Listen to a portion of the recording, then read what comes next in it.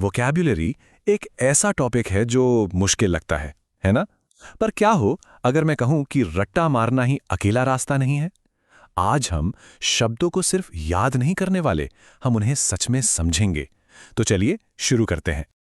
ये सवाल तो हम सब ने कभी ना कभी खुद से पूछा ही है, राइट? कि भाई घंटों मेहनत करो और फिर भी शब्द दिमाग में टिकते ही नहीं, स्पेशली एग्जाम टाइम में। तो चलिए आज पता लगाते हैं कि आखिर ऐसा होता क्यों है।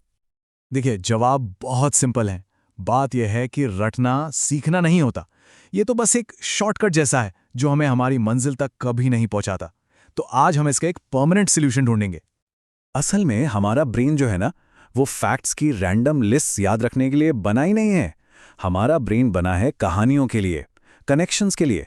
जब शब्द अकेले अकेले होते हैं बिना किसी कॉन्टेक्स्ट के, तो वो दिमाग में बस टिक ही नहीं पाते और बहुत आसानी से हम उन्हें भूल जाते हैं। तो फिर इससे बेहतर तरीका क्या हो सकता है? आज हम रट्टा मारने की इस आदत को तोड़ने वाले हैं।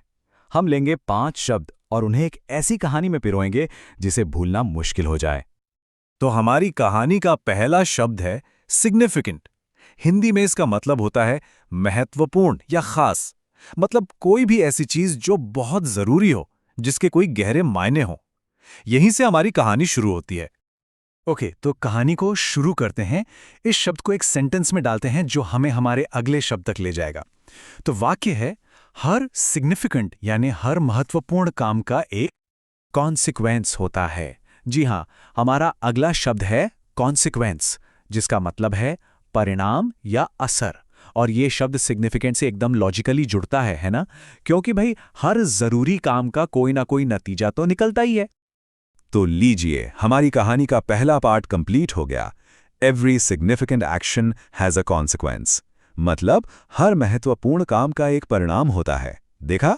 अब ये दोनों शब्द अकेले नहीं हैं, ये एक आइडिया का हिस्सा बन गए हैं। परफेक्ट।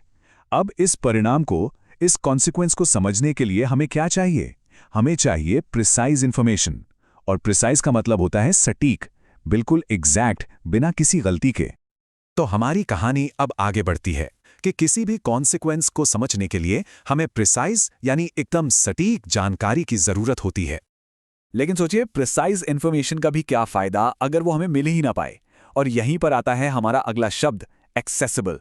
इसका मतलब है सुलभ या उपलब्ध। मतलब कोई ऐसी चीज जिसे हम आसानी से पा सकें, यूज कर सकें। चलिए अब इसे भी अपनी कहानी में जोड़ देते हैं। तो हमें ऐसी प्रिसाइज इंफॉर्मेशन चाहिए जो आसानी से एक्सेसिबल हो, यानी सुलभ हो। अब देखिए, हमारी कहानी की पिक्चर और भी क्लियर होती जा रही है। और जब हमारे पास प्रिसाइज और एक्सेसिबल इंफॉर्मेशन होती है तो हम क्या कर पाते हैं?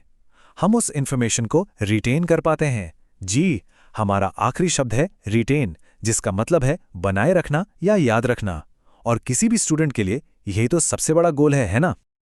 और बस इसी के साथ हमारी कहानी पूरी हो जाती है। ये सारी चीजें मिलकर हमें जो मेन लेसन है उसे रिटेन करने में यानी याद रखने में मदद करती हैं। कैसे हमने 5 अलग अलग शब्दों को एक धागे में पिरो दिया। तो एक बार पूरी कहानी को साथ में देखते हैं। हर सिग्निफिकेंट काम का एक कॉन्सिक्वेंस होता है और इसे समझने के लिए हमें प्रिसाइज और आसानी से एक्सेसिबल जानकारी चाहिए ताकि हम उस लेसन को हमेशा के लिए रिटेन कर सकें।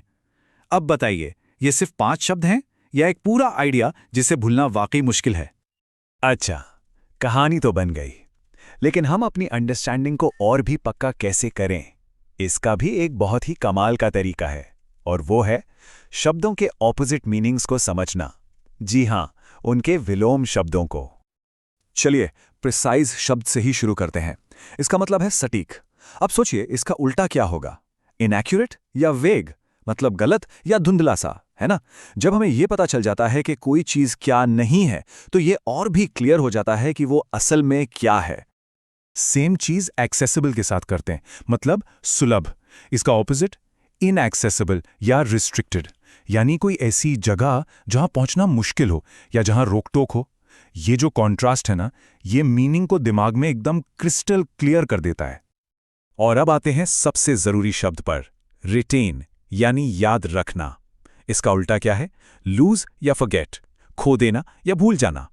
और यही तो वो चीज है जिससे हम सब बचना चाहते हैं। और ये तरीका इसमें हमारी बहुत मदद करता है। तो ये सिर्फ एक वोकैबुलरी लेसन नहीं था, ये असल में सक्सेस के लिए एक पूरी स्ट्रैटेजी है, एक ऐसा तरीका जो रट्टा मारने की लिमिटेशन से बहुत बहुत आगे है।